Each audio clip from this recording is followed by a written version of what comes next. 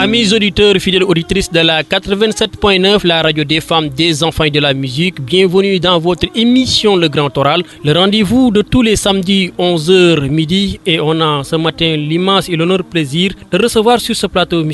Alassane Seck, il est le secrétaire exécutif de la Ligue sénégalaise des droits humains. Bonjour M. Seck. Bonjour M. Gaye. Alors, heureux de vous accueillir dans ce plateau de l'émission Le Grand Oral dans la radio des femmes, des enfants et de la musique. Merci M. Gaye, merci. C'est à moi aussi d'être heureux de vous avoir rencontré pour la première fois. Je constate que vous vous débrouillez pour un début très bien et je vous encourage à continuer dans ce sens-là. Alors, on parle de droits de l'homme. Alors, aujourd'hui, quel est l'état des droits de l'homme au Sénégal ? C'est une question à la limite assez large. Il faudra peut-être remarquer, c'est vrai que comparé à beaucoup d'autres pays africains, c'est vrai que le Sénégal est dans le peloton de tête.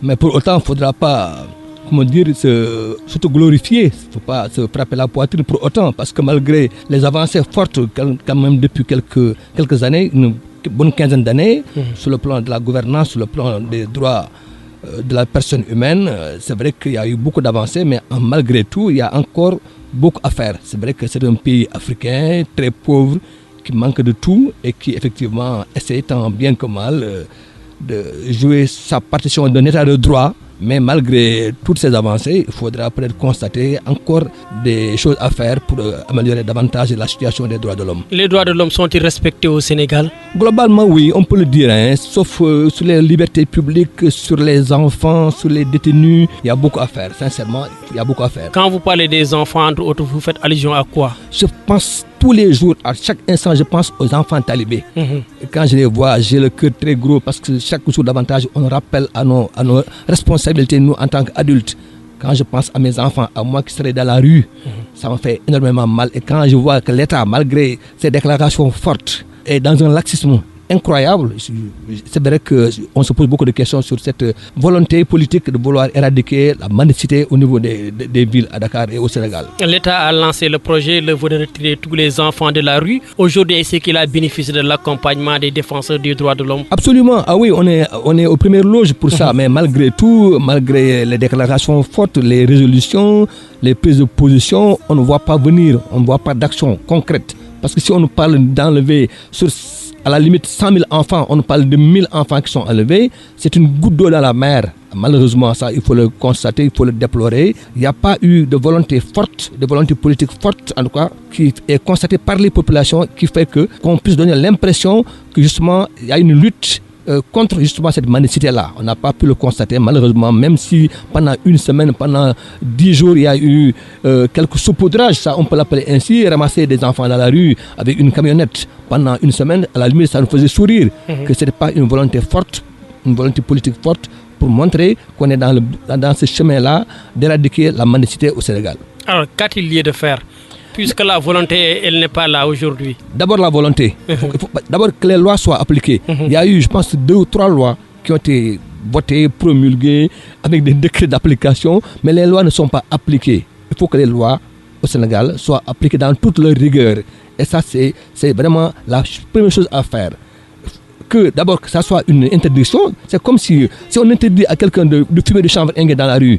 Vous ne verrez jamais un Sénégalais fumer du chanvre indien dans la rue. Ça, c'est certain. Parce qu'il sait que tout de suite, il est mis en prison.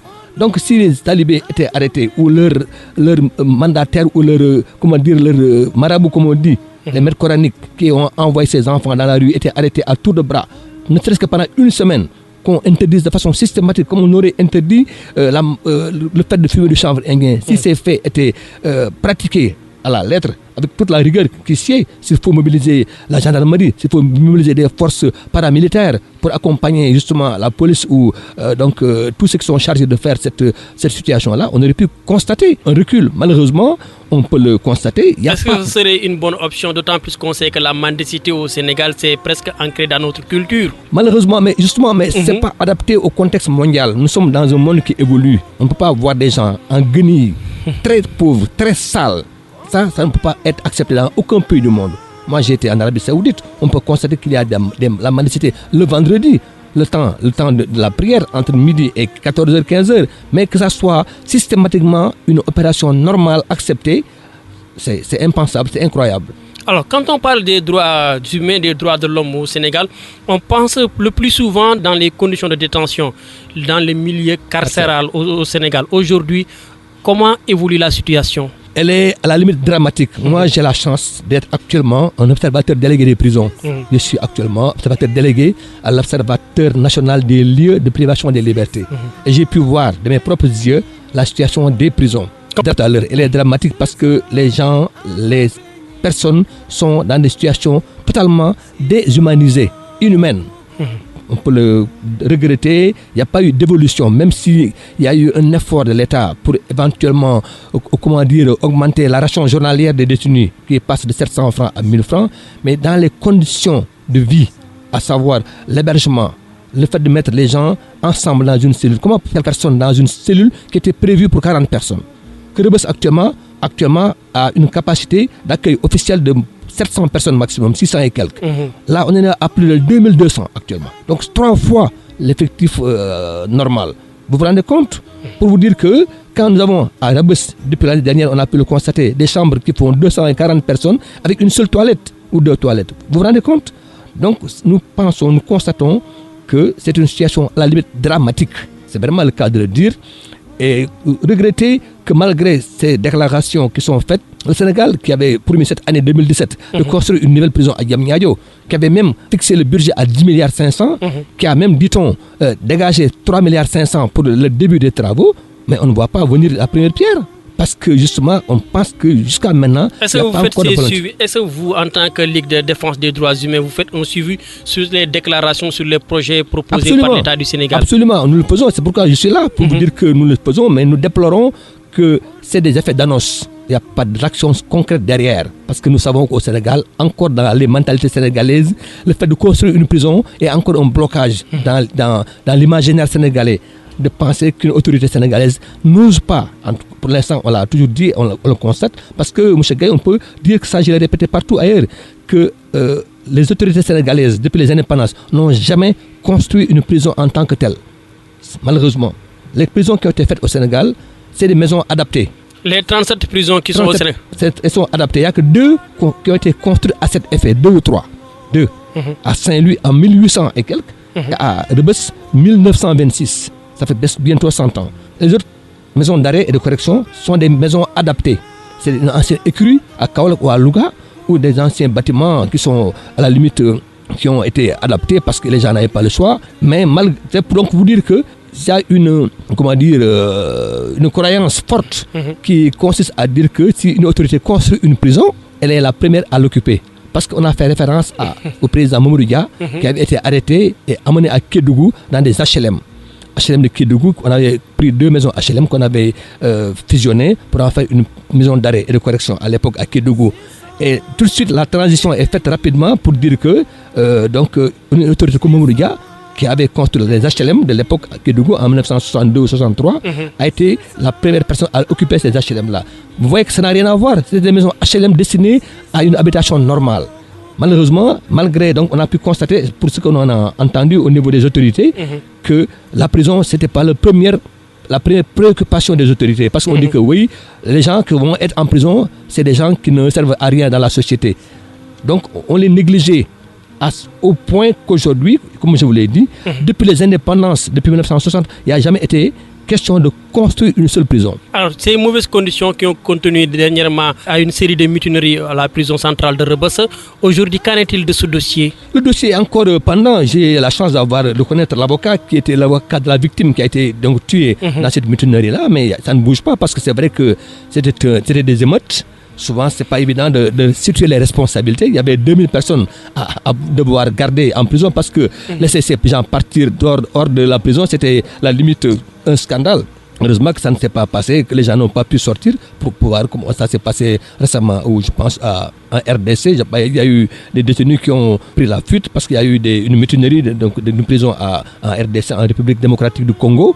Mais il est constant que ce n'est pas un problème simple. Parce que la personne, Ibrahim Mbao, je pense que c'est le nom de la personne qui a été tuée. Une personne qui avait été arrêtée à la limite injustement parce qu'on l'avait accusé d'avoir acheté un mouton volé. Donc vous voyez que... Pour recel. Donc voilà, malheureusement, cette personne un tablier qui sort 80 000 francs CFA pour acheter un mouton, on ne peut pas le dire que c'est un mouton volé. On ne peut pas imaginer qu'un mouton volé soit acheté à 80 000 francs CFA. Donc un tablier de profession donc, qui gagne peut-être maximum 2 000 francs, 3 000 francs par jour. Pour vous dire que cette situation préoccupe. Est-ce que cette situation aussi n'est pas due à ces longues détentions préventives qu'on note au niveau des prisons sénégalaises? J'en viens justement. Cette situation donc, d'absence de magistrats pour faire face au nombre de dossiers et ensuite cette volonté ou cette faculté des magistrats à mettre systématiquement les gens en détention préventive, ça c'est une... À la limite, nous on l'a demandé, dans le code pénal on l'a souligné, nous avons fait des séminaires pour souhaiter que les magistrats ne soient pas toujours enclins de façon systématique à mettre les personnes en prison. Il y a plusieurs autres formes de contrôle, comme un contrôle judiciaire où la personne est donc surveillée par l'État, par donc la justice, qui demande à ce que la personne soit, comme c'est le cas de beaucoup de personnes qui ont été accusées, des célébrités, sont actuellement en détention préventive. Et il n'y a pas de péril à la demeure. Si quelqu'un est identifié, avoir une maison, être connu, reconnu, qu'on garde son passeport, qu'on garde ses pièces d'identité, qu'il passe de façon régulière dans un endroit désigné à cet effet pour justement se faire remarquer, pour se faire, émarger. Mais ça, c'est des choses qu'on doit encourager. Malheureusement, cette tendance malheureuse à constater que de façon régulière, de façon systématique, les magistrats mettent en prison des personnes. Et ça, alors, pourquoi Khalifa Sall est en prison alors, plus que lui? Ça, c'est un gros débat, malheureusement. Ça, il faut aussi le déplorer. Khalifa Sall, un maire de ville, la première ville du Sénégal, c'est Dakar. Khalifa Sall étant maire de Dakar, il est donc regrettable que cette personne-là soit mise en prison. On aurait souhaité que, en attendant, comme il est en présomption d'innocence, puisqu'il n'est pas jugé, une personnalité de premier plan, maire de ville, maire de la capitale, on aurait pu le mettre en contrôle judiciaire, qu'on a mis en contrôle judiciaire Cheikh Béthio Thioune, comme Thione Seck, comme Bamba Fall. Donc autant de personnalités qui sont connues mais qui sont en contrôle judiciaire en attendant que le jugement soit effectif. Alors y a-t-il violation de ces droits alors? Ah oui, forcément, parce que nous, on pense que au Sénégal, c'est une manie de mettre les gens en prison alors qu'il est présumé innocent. En attendant, parce que tant que vous n'êtes pas jugé, vous êtes présumé innocent. On pense qu'une personnalité de premier plan, c'est pas n'importe qui. On aurait pu le mettre en contrôle judiciaire. Ça, c'est un constat que nous disons sans état d'âme, sans parti pris. C'est la première fois dans l'histoire du Sénégal qu'un maire est en prison dans ces conditions. Le maire de la capitale, j'allais dire. Donc, on aurait pu... Donc, c'est ça qui fait soupçonner que c'est vrai que l'accusation est très forte, qu'on ait pu détourner de façon délibérée. C'est ça, je pèse mes mots, délibéré, qu'on puisse détourner de l'argent à ce niveau de montant, 1 milliard et quelques, 1 milliard 800 millions.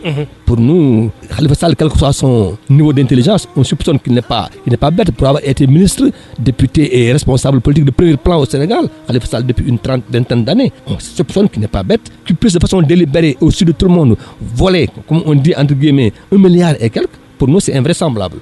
On peut pas, moi, je ne le juge pas. Donc, vous qualifiez cette arrestation de quoi? En quoi ça nous paraît soupçonneux, ça nous paraît un peu bizarre et ça nous paraît, la coïncidence est troublante. Étant lui, quelque part, une personnalité de premier plan qui est dans une position d'antagonisme avec le régime en place, on peut soupçonner, et ça c'est permis, de penser que c'est un combat politique. Ça, on peut le soupçonner parce que les faits qui confirme qu'avant lui, ça s'est passé comme ça, depuis Mamadou Diop qui a quitté en 2002, Pape Diop qui a fait de 2002 à 2009, il n'y a jamais eu de problème.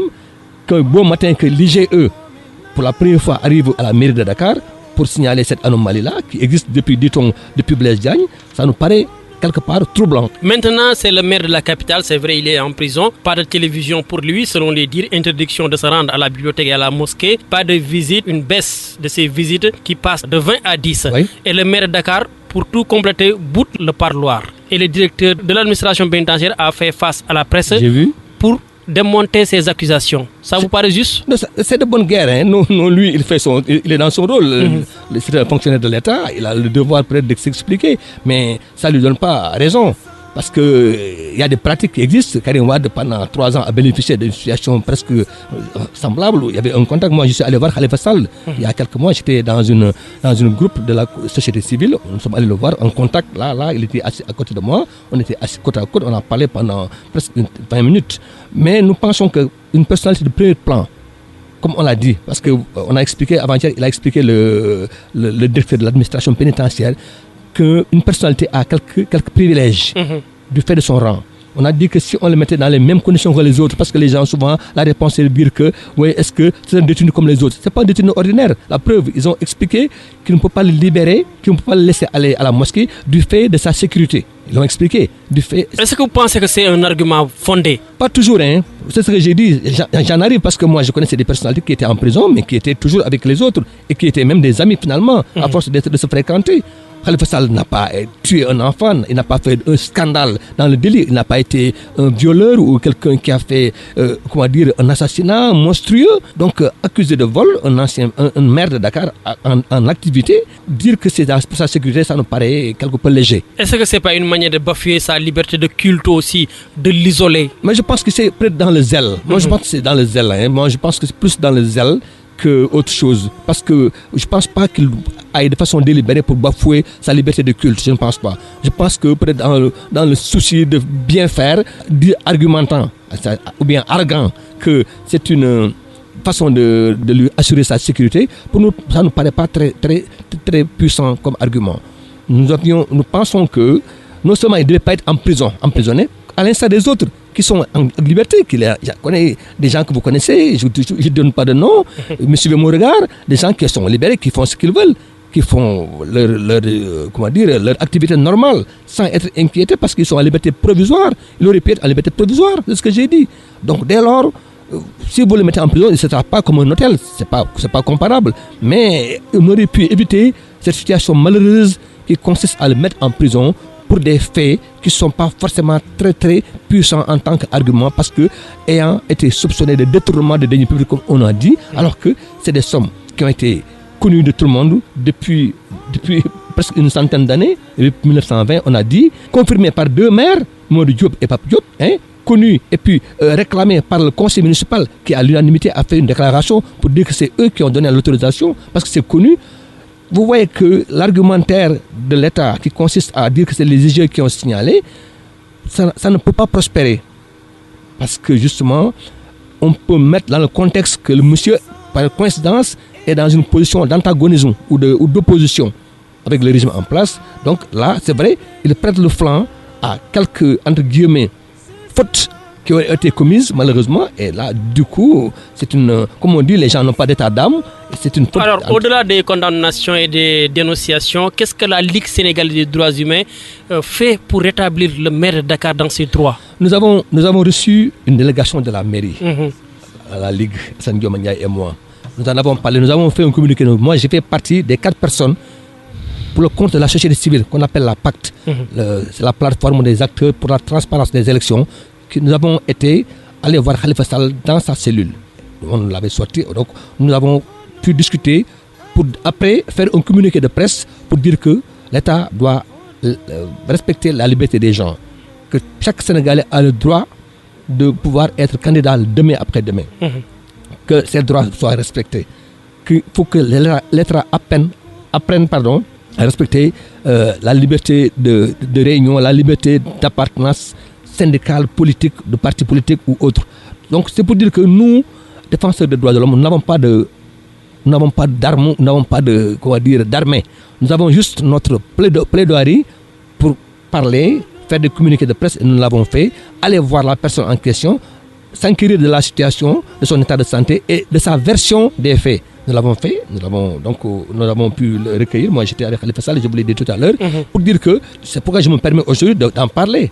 Pour dire que oui, c'est pas forcément une bonne situation pour un état de droit que de mettre systématiquement les personnalités de premier plan en prison pour des faits qui ne sont pas encore confirmés. Alors, mettre Khalifa Sall en prison à la veille des élections législatives, est-ce que c'est du genre à apaiser le climat social au plan politique? Au contraire, ça suscite beaucoup d'émotions, ça suscite beaucoup de remous, et ça ne plaide pas parce que l'opinion publique elle-même dit que c'est un combat politique.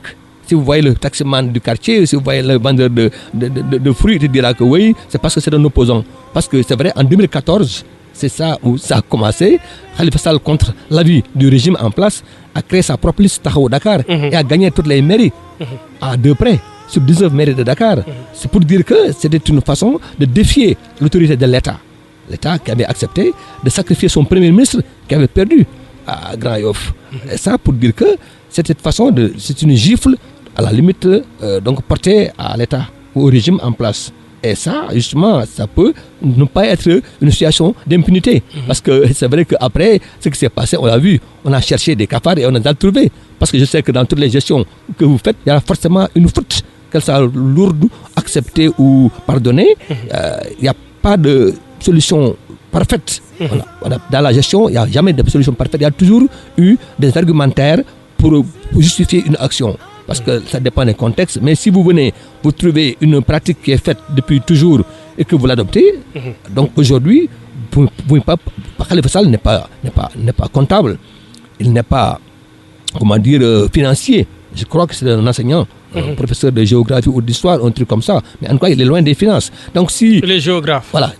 Alors si le directeur financier, qui a fait 15 ans avant, le Mbaye Touré là en question, qui te dit que voilà, depuis comme ça se passe comme ça, prenez cet argent, ça sert à ça. C'est une pratique.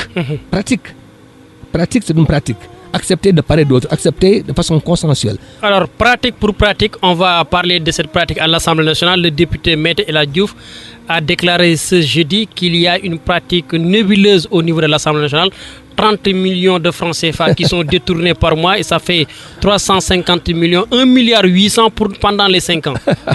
Non, ça, c'est moi, je pense que c'est vrai qu'il a exagéré un peu, mais c'est vrai qu'il y a toujours eu des choses troublantes dans la gestion des institutions comme celle-là. C'est vrai que ce ne sera jamais, comme je l'ai dit tout à l'heure, clean. Parce que nous, par avoir vécu, moi j'ai la chance, j'ai assez d'expérience par rapport à mon vécu, pour dire que les gens cherchent toujours des moyens pour s'enrichir, malheureusement. Donc je ne serais pas étonné que ça soit pas loin de la vérité. C'est peut-être pas 30 millions par mois, parce qu'il a fait un calcul arithmétique, mais je pense que dans l'exercice de leur activité, les institutions comme l'Assemblée nationale, la présidence ou une autre institution peut être appelées, peut être amenées à faire des pratiques pas orthodoxes. Ça, on peut le savoir, on peut le constater. Donc, dire que ce qu'El Hadji Diouf a dit, je ne peux pas l'affirmer, je ne peux pas le cautionner, mais je dis que ça ne serait pas étonnant parce que nos institutions, elles fonctionnent comme ça, dans le masla, dans un accord tacite, parce que les gens acceptent qu'on a besoin d'argent autre que les budgets pour fonctionner. Ça, c'est une pratique malheureusement sénégalaise. Est-ce que ça ne mérite pas que le procureur s'autosaisisse de ce dossier? On aurait souhaité que le procureur, pour une fois, se lève pour s'autosaisir de ce dossier-là, parce que aller au plus profond, parce que ça, c'est des affirmations qui viennent d'un député. Et à la télévision nationale, moi, je suis sur Internet, c'est dans les journaux. Donc, il aurait été souhaitable que pour une fois, le procureur se ressaisisse pour faire la lumière, ou en quoi qu'il y ait beaucoup plus d'éclairage sur cette situation à la limite incroyable, à la limite pas loin du scandale. Alors, comment comprendre qu'au Sénégal, des institutions comme l'Assemblée nationale, le Haut Conseil des collectivités territoriales ou le Conseil économique et environnemental ne sont pas soumises au code des marchés? C'est ce que j'ai dit, deux poids, deux mesures. Parce que tout dépend, provient de l'argent public, l'argent voté par les contribuables, plutôt alimenté par le contribuable, par nos impôts, par nos dons, par le Sénégal, le trésor du Sénégal. Donc, comme vous dites, qu'il y ait la mairie qui peut être auditée à tout moment par l'IGE, en même temps que la Cour des comptes et en même temps que l'auditeur, que l'Assemblée nationale ne puisse pas avoir ce même traitement pose problème. C'est ce que je vous ai dit tout à l'heure. Donc, pour vous dire qu'il y a forcément deux poids, deux mesures, qu'il y ait un budget. En parlant de budget, la présidence, où on n'a rien à justifier, 8 milliards ou 10 milliards. Mais pour nous, c'est un scandale. Et c'est ça l'enjeu de toutes les élections présidentielles. Que le président, la première année, il est riche, il a au moins 10 milliards ou 8 milliards dans sa 8 poche. Milliards. 8 milliards. Mais pour nous, c'est pas possible. Le président de la République, encore moins les autres présidents d'institutions, n'ont pas le droit de dépenser 1 franc sans le justifier. Ça, c'est notre avis. Ça, si on veut parler de bonne gouvernance, il faut aller jusqu'au bout. Et l'exemple patent, le premier exemple, c'est le président de la République.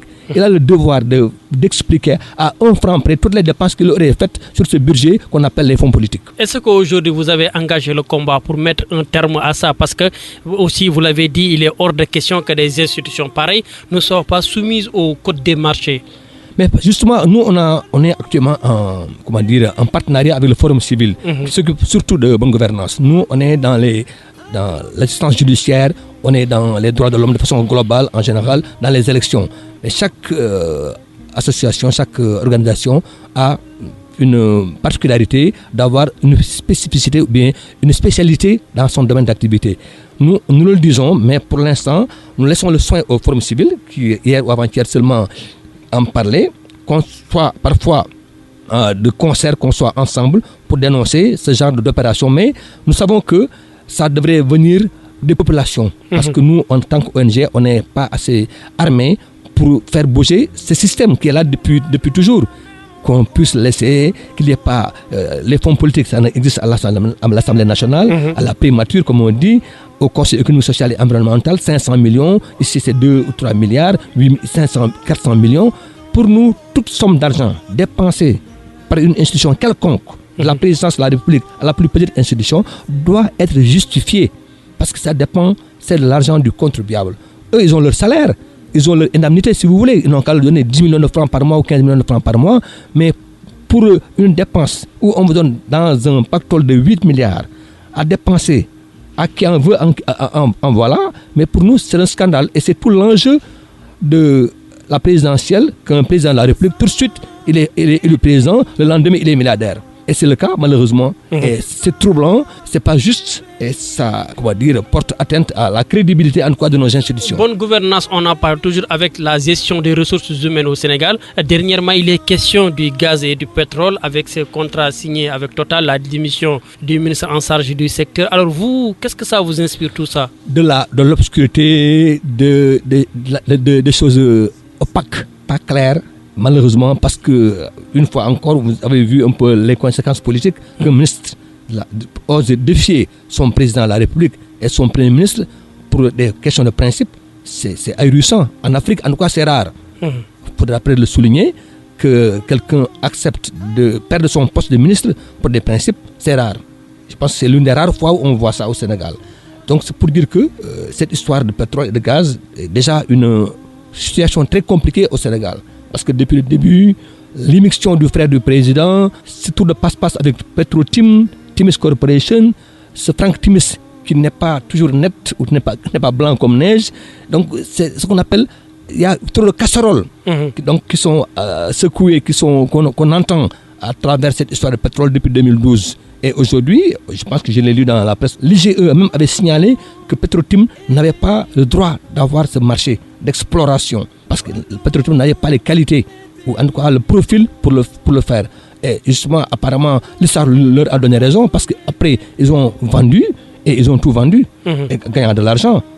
Alors, même si, moi, je ne connais pas la fiscalité au niveau donc, de l'exploration du pétrole ou du gaz, mais on pense que la personne en question, en tout cas l'institution, la société, a pu avoir de l'argent sans bourse déliée. Parce que c'est trop facile de venir au Sénégal. Je pense que les Romains ou en tout cas Européens qui viennent, qui négocient un marché, qui gagnent des droits, qui les revend à tour de bras et qui se fait un gros bénéfice, pour nous, c'est un scandale.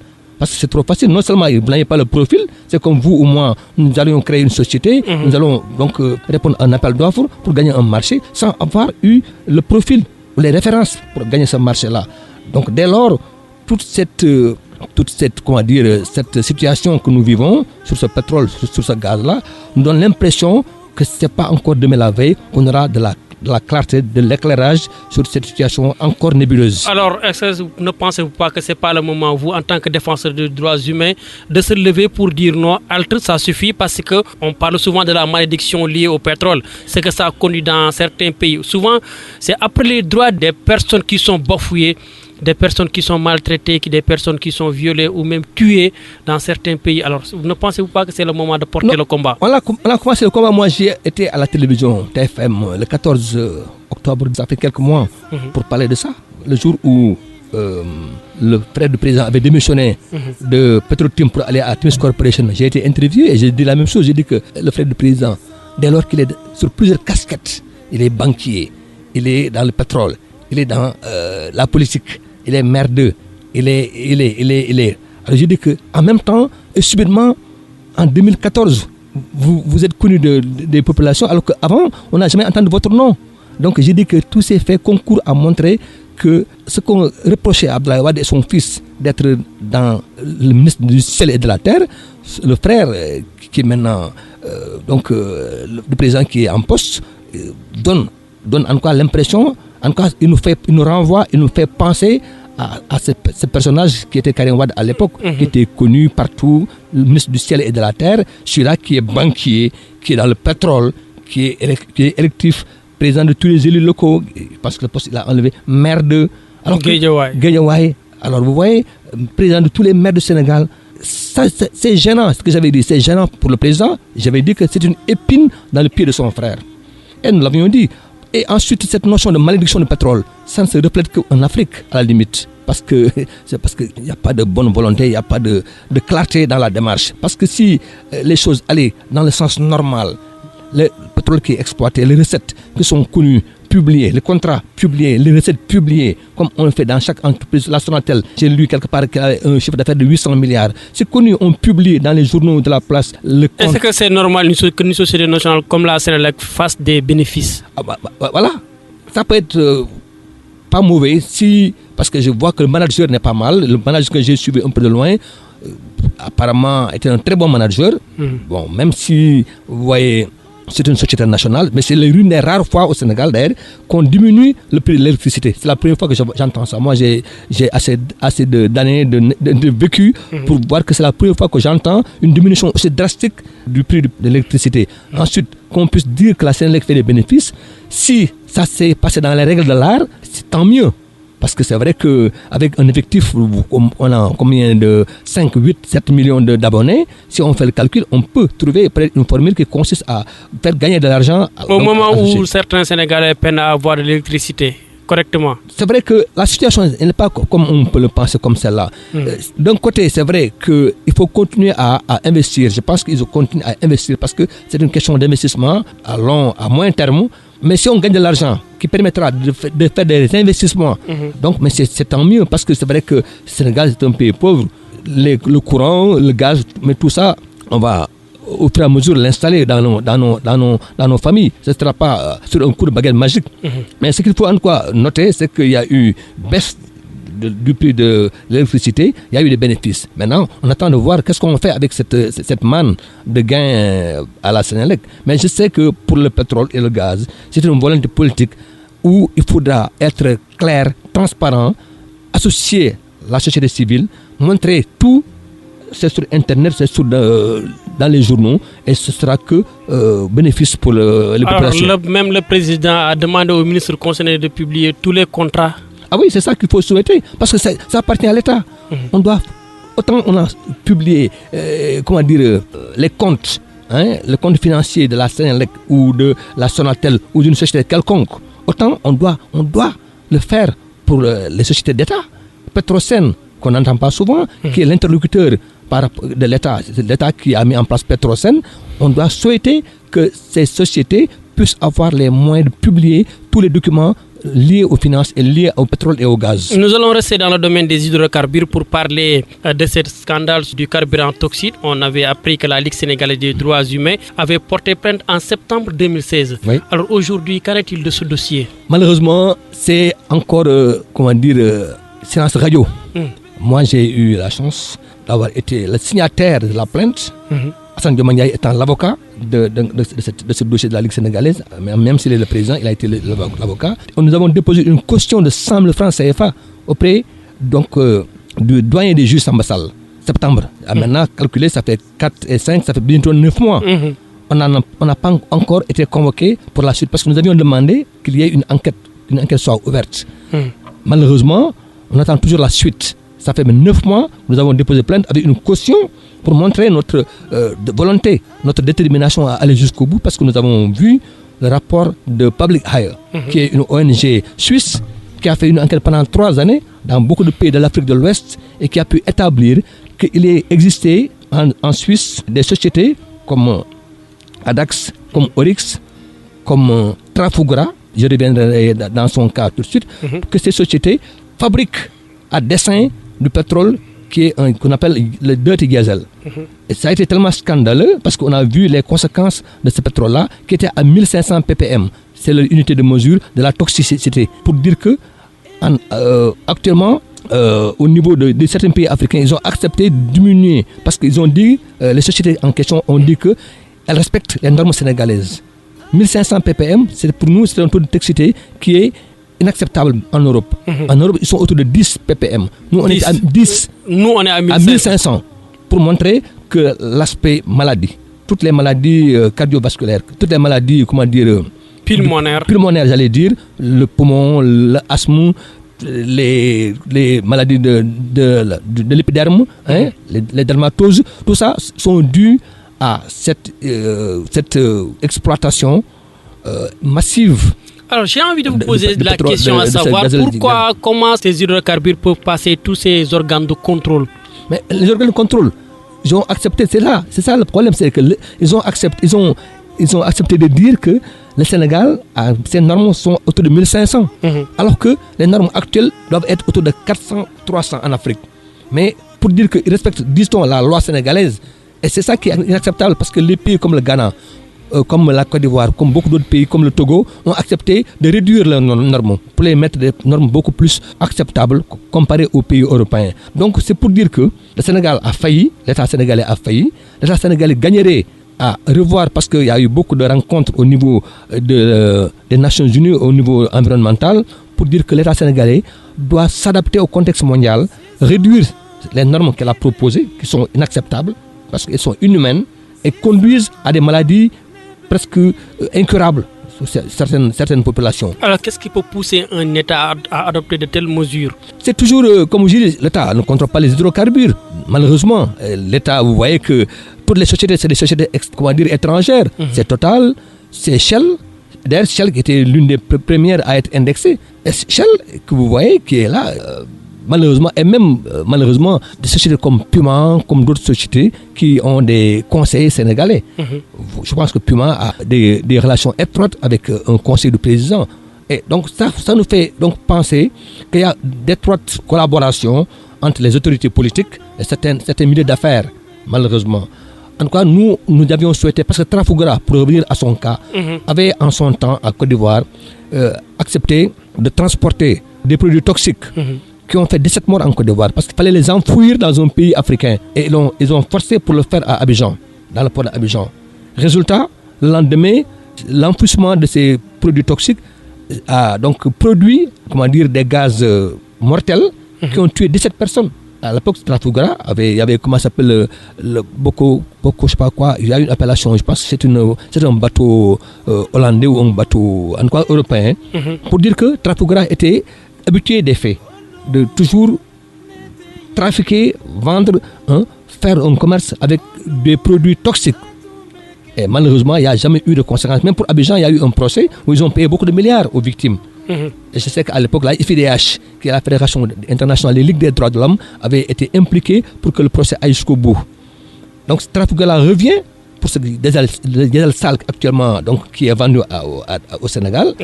Il y a donc Oryx, il y a Adax. Il y a une quatrième société dont j'ai omis le nom, pour dire que, une fois encore, c'est des situations que nous vivons où nous sommes encore exploités par des Européens et souvent dans des circonstances qui peuvent conduire à la mort. Alors, on va parler de votre plainte. Vous avez déposé une plainte au mois de septembre 2016. Presque, nous sommes à 7-6 mois. Vous avez même déposé une caution de 100 000, vous l'avez dit. Pourquoi vous n'avez pas fait le suivi, vous? Ah oui, le suivi, ça ne dépend pas de nous. Nous, on est allé jusqu'au bout. Ah bon, ça dépend de qui alors? Du juge. Du juge. Le juge, il a reçu la plainte de non, mais c'est moi qui ai signé devant l'avocat. On a cautionné. Mais on attend d'être convoqué pour être entendu. On n'a jamais été entendu. Est-ce que vous n'avez pas cette possibilité de le relancer? Ah si, on le relance. Ou de déposer une seconde plainte? Bien sûr, mais ça, il y avait toujours un argument, une justification pour dire que oui, on peut secouer. À l'époque, c'était d'autres dossiers, Bamba Fall, je ne sais pas quoi. En tout cas, il y a eu des explications. Moi, personnellement, je ne crois pas. Maître Hassan Diamaniaï, qui est le président de la Ligue, est en contact quotidien avec le juge, parce qu'il est chaque matin au tribunal. On n'a jamais été convoqué. C'est pour dire que pour l'instant, malheureusement, nous sommes obligés d'accepter cette situation d'arrêt ou de blocage de ce dossier-là. Malheureusement, nous le constatons et nous allons étudier la question pour voir est-ce qu'il n'y a pas d'autres actions à faire, notamment relancer les autres partenaires, les autres ONG sénégalaises faire une plateforme, relancer un peu l'activité pour dire qu'il est temps que le juge se prononce sur ce dossier-là. Alors, un dossier, c'est ce qui date de février dernier. Un transitaire du nom de Iliman Touré est mort à la police du port. Une thèse rejetée selon la police, il s'est suicidé. Une thèse rejetée par sa famille qui évoque une bavure policière. Avez-vous été saisi de ce dossier? Non, nous n'avons pas été saisis de ce dossier, mais nous avons pu le suivre. Nous avons été donc surpris de la thèse de la police. Parce que nous avons dit que quelqu'un qui est en garde à vue, comme son nom l'indique, doit être gardé à vue. Nous avons pu, moi je vous ai dit que je suis observateur délégué des prisons. Donc les prisons de garde à vue sont des prisons presque visibles de loin. La personne est visible de loin. Parce qu'il n'y a que des grilles qui les séparent des autres personnes. Donc on ne peut pas imaginer que quelqu'un qui est gardé à vue, qui est censé être surveillé, puisse se donner la mort comme ça, et puis dans un local. Pour nous, c'est pas clair pour l'instant. Donc une enquête devrait être menée avec toute la rigueur requise. Et l'enquête est menée, l'autopsie est effectuée et le dossier est apparemment classé. Ouais, mais ça, malheureusement, nous n'avons pas pu voir le dossier parce que nous n'avons pas été saisis en tant que partie donc, au dossier. Nous, on a constaté que voilà, il devrait y avoir une enquête indépendante. Et je pense que c'est la première chose à faire, que la police ne soit pas elle-même chargée de faire l'enquête. On ne peut pas être jugé parti, n'est-ce pas? Et ensuite, constater que le procès doit être aussi mené par toujours la justice indépendante. C'est ce qu'on souhaite, c'est ce qu'on dit, et qu'on puisse arriver à une conclusion. Parce que c'est vrai, M. Gaye, il ne faut pas l'oublier, le Sénégal, c'est vrai, a beaucoup de fois fait un effort de punition, de bavure policière. Le dernier en date, c'est l'affaire des policiers qui ont tué le garçon à Maké, le garçon qui avait été arrêté et puis mis dans un coffre de véhicule. L'appel a été fait avant-hier à Thiès, parce qu'il y a un coup de l'appel de Thiès. Pour dire que l'État, en tout cas depuis quelque temps, essaie de mettre de la rigueur dans ce qu'il fait et fait en sorte que le procès aille jusqu'au bout.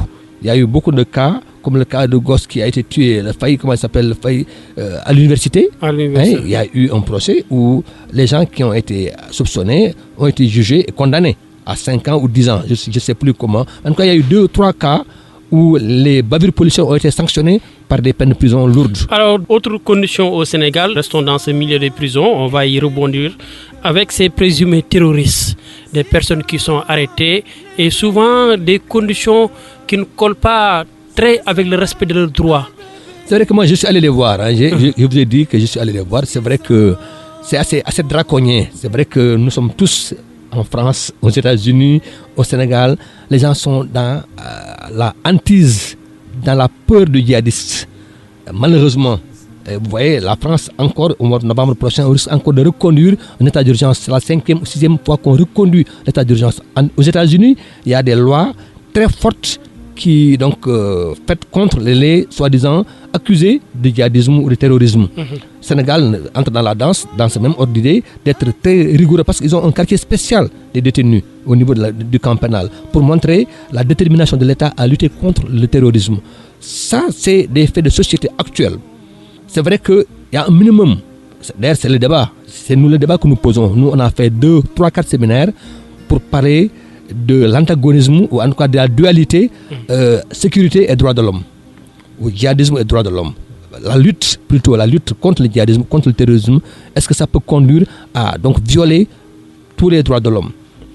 Donc c'est ça le débat de société, où chacun prend son option. Le gouvernement qui définit la politique de la nation, c'est l'État, le président, a opté pour serrer la vis, pour être très rigoureux, à la limite très sévère sur les conditions. Alors, comment explique-t-on des personnes qui sont accusées, présumées terroristes, sont détenues en prison presque depuis 3 ans, sans pour autant être jugées? Ça, c'est ce que je vous ai dit pour notre cas. Nous, on parlait de Yezel, Sal, pour le compte de toutes les populations du Sénégal.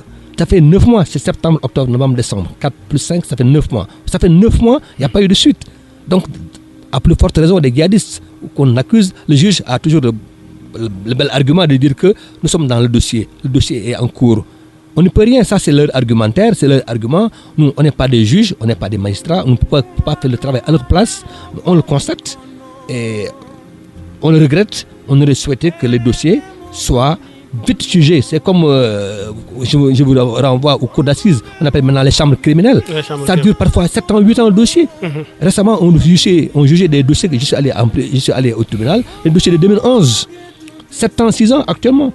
Et récemment, les dossiers qui doivent avoir leur verdict le mois de juin prochain, c'est des dossiers de meurtre ou d'assassinat de 2011 actuellement. Pour vous dire que c'est la justice qui est extrêmement lente, qui a son timing, qui a son agenda à elle, la justice.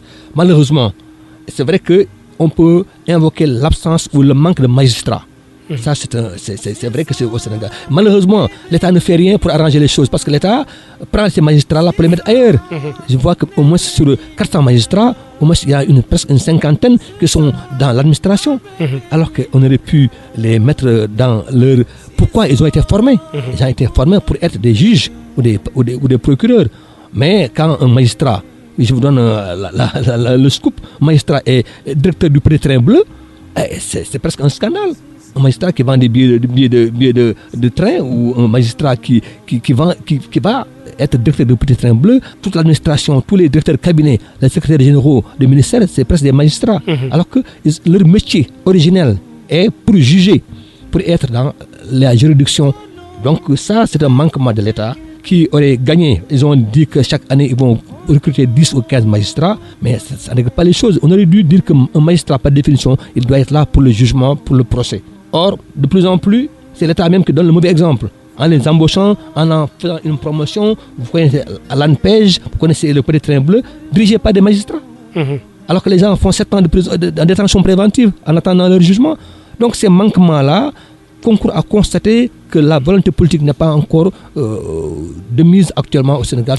Politique, on en parle avec les législatifs. Nous sommes dans le temps des investitures et on note beaucoup de violence dans les différents quartiers généraux. Oui, c'est vrai qu'on peut le regretter, mais c'est vrai que c'est dans l'air du temps. Parce que dans l'air du temps? Oui, l'air du temps, parce que les partis, chacun a son parti, chacun a sa coalition. J'entends déjà une demi-douzaine de coalitions. Avant, il y avait 2 ou 3 coalitions. Maintenant, chacun se lève pour créer sa coalition. 2 tondus, 3 pelés. La politique est devenue un métier, malheureusement, un nouveau métier, la politique. Parce que quand tu accèdes au pouvoir en politique, tu as l'avoir. Tu as le pouvoir, et c'est le cas malheureusement. Donc tant et si bien que les enjeux sont énormes. Le président, son parti est un parti naissant qui a à peine 7 ans, 8 ans. Donc il n'y a pas encore eu d'assises, encore moins d'autorité. Même si le président, chaque jour, il menace à tour de bras. En tout cas, on sait qu'au Sénégal, en tout cas, c'est constaté, c'est la politique qui est la première activité. Vous, vos journaux, les journaux écrits, l'Internet, quand on voit les unes, systématiquement, c'est politique. Quand vous parlez d'économie, les gens vous rigolent. Quand vous parlez de formation, d'éducation, les gens disent que le gars, il n'est pas normal. Donc, c'est la politique qui est au début et à la fin de chaque activité au Sénégal, malheureusement. Et cette violence qu'on note au sein des... Est-ce que ça ne vous fait pas peur? Mais absolument, mais parce que les enjeux, c'est ce que j'ai dit. L'avoir, le pouvoir, c'est quelqu'un qui est député. Et pendant 5 ans, il ne peut pas être renvoyé, il ne peut pas être démis. Donc tu es assuré d'avoir un pactole pendant 5 ans. Comme le travail, il n'y a pas d'activité, il n'y a pas d'emploi au Sénégal. Maintenant, de plus en plus, c'est un nouveau métier. Les Sénégalais aiment le gain, aiment l'avoir, aiment le pouvoir. Tant et si bien que quand vous faites de la politique, vous êtes toujours visible, vous êtes connu, les gens du quartier, les gens de la région vous massent les pieds parce que justement vous êtes devenu quelqu'un de... Vous êtes Superman quelque part. Donc le jeu en vaut pour eux, ceux qui font cette politique-là, la chandelle, d'aller jusqu'au bout, quel que soit par ailleurs parce que ceux qui ont goûté à la politique et qui ont été au pouvoir, mais... savent que c'est assez intéressant et donc avoir ce poste-là à tout prix, malheureusement. Alors, des élections ouvertes pour la première fois aux candidats indépendants, est-ce une bonne chose au Sénégal? Oui, mais jusque-là, je pense que ça c'est un trompe-l'œil. Il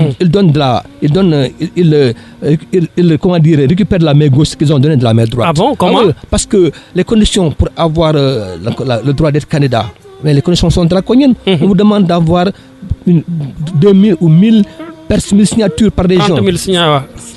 Ça fait un total de 30 000 signatures. C'est pas possible. C'est pas possible. Autant créer un parti avec 2 personnes. Moi, si je crée un parti politique, j'ai dit que je crée un parti politique, je l'appelle je sais pas quoi, ABC, mais je n'ai pas besoin d'avoir des signatures, j'aurai un parti politique. Et c'est le cas. Pourquoi il y a 200 partis? Parce qu'on contourne la notion de signature, et de ce qu'on appelle les indépendants, et on a un parti légalement constitué, tu mets ton épouse comme vice-présidente, ton neveu comme secrétaire général, et le tour est joué. Donc, je pense que si on veut parler d'indépendant, on doit pouvoir donner des conditions assez souples, des conditions acceptables, raisonnables. Mais si on demande 1000 signatures, 30 000 signatures, c'est pas possible. 30 000 signatures, si vous avez 10 000 signatures, si vous avez 10 000 votes, vous avez déjà un député. Ceux qui ont eu ces députés récemment, les petits partis qui ont eu le Forest en 2012, mais ces gens n'avaient pas 10 000 votants. Plus fort reste. Le plus fort reste n'avait pas 10 000, il y avait 9 000 ou 10 000. Je me souviens de 2 ou 3 partis que j'ai regardés, mais qui n'ont pas 10 000 votants. Donc vous pensez que c'est une manière d'éliminer les candidats indépendants? C'est une manière. Pour l'instant, elle n'est pas bien réfléchie. En tout cas, elle n'est pas pertinente du fait des conditions qui sont imposées aux indépendants. Alors vous parlez de conditions. Alors l'opposition aujourd'hui, elle dénonce une mauvaise pratique de l'État concernant le processus électoral, surtout dans les inscriptions et la distribution des cartes. C'est vrai que le temps n'a pas permis d'avoir une démarche sereine, parce que le temps était très court. On a voulu faire ce qu'on appelle la réforme partielle. Or, on demande à chacun d'avoir une nouvelle carte d'identité. Mais ce n'est pas une réforme partielle, elle est totale, parce que tout le monde viendra. Les électeurs seront autour de 7 millions, 6 millions au moins, qui viendront. Mais ce n'est pas mince. Moi, je suis informaticien de métier. Je sais ce que c'est que l'impression de carte, recto verso. Il faut du matériel très puissant, continu et fiable. Pour 7 millions de documents recto verso à imprimer. Ça, ce n'est pas une mince affaire. Donc, on n'a pas eu le temps. Je pense que le temps n'était pas assez large pour faire un travail serein et fiable. Ça, j'ai l'impression. C'est pourquoi il n'est pas évident qu'on puisse aller jusqu'au bout le 30 juillet 2017 pour que tout le monde puisse avoir sa carte. Parce que si demain il y a une panne d'une machine, c'est pas évident. Et les machines, par définition, elles sont en panne. C'est du matériel, il y a des durées de vie. Quand vous demandez, ils ont dit qu'il faut produire 70 000 cartes par jour. Il y en a qui ont dit 100 000. Mais calculer 70 000 cartes pendant 50 jours ouvrables. 50 jours ouvrables par 70 000, ça fait 3 500 000. C'est à peine la moitié. Or, pour l'instant, ils ont dit qu'il y a 1 million distribués, 1 million fabriqués, sur 6 millions. Sur 6 millions d'inscrits. Sur 6 millions d'inscrits, il n'y a que 1 million imprimé, il reste 5 millions. Calculé, divisé par 100 000, 100 000 par 5 millions, ça fait 50 jours ouvrables. C'est tous les jours, du lundi au dimanche, où les gens doivent imprimer les cartes recto verso. C'est pas simple. Est-ce que vous pensez que le fichier est aujourd'hui fiable pour garantir des élections? Le fichier peut être fiable, mais à défaut, je pense à défaut, le fichier de base est sauvegardé quelque part. J'ai l'impression que ça, c'est élémentaire. Ce qu'on appelle la sauvegarde élémentaire de l'ancien fichier. Et là, on peut l'imprimer. Les anciennes, si d'aventure on n'arrivait pas à distribuer les nouvelles cartes CEDEAO, on peut se contenter des anciennes cartes et faire le vote le 31 juillet. Est-ce que vous pensez que l'État acceptera cela? L'État a le devoir de le faire parce que l'État ne peut pas reculer les élections sous prétexte que l'État ne peut pas se prévaloir de sa propre turpitude. L'État avait le devoir de faire les choses de façon normale et dans le temps. Si l'État a failli, l'État doit garder ce qu'on appelle son plan B. C'est revenir à la sauvegarde de l'ancien fichier et qu'on travaille avec l'ancien fichier. Alors, ce fut un immense plaisir, Michel Alassane Seck, secrétaire exécutif de la Ligue sénégalaise des droits de l'homme, de vous accueillir dans ce plateau de l'émission Le Grand Oral. Je vous laisse placer vos derniers mots. C'est juste pour vous encourager parce que j'ai donc pu constater avec bonheur, avec plaisir que d'abord pour un début, vous avez une belle aventure. L'enseigne est féminine comme sa propriétaire qui est toute élégante, la jeune Kumba Gawlo, qu'on encourage au passage, qu'on félicite pour cette initiative parce que c'est pas évident à la radio de se faire de l'argent. La radio, je pense que c'est pas toujours pour de l'argent parce que je peux le constater, mais en tout cas c'est un défi. C'est un défi qu'il faut continuer à assumer et je pense qu'avec le temps, c'est assez original qu'une jeune femme se lance dans cette affaire média. Vous encouragez en quoi et vous féliciter pour ce que vous faites et puis bonne chance pour la suite. Alors, merci beaucoup. C'était votre émission Le Grand Oral devant ce micro Mody Gueye. À la partie technique, il y avait Mbaye Kébé. Rendez-vous est pris samedi prochain pour un nouveau numéro. Merci de nous avoir prêté une oreille attentive.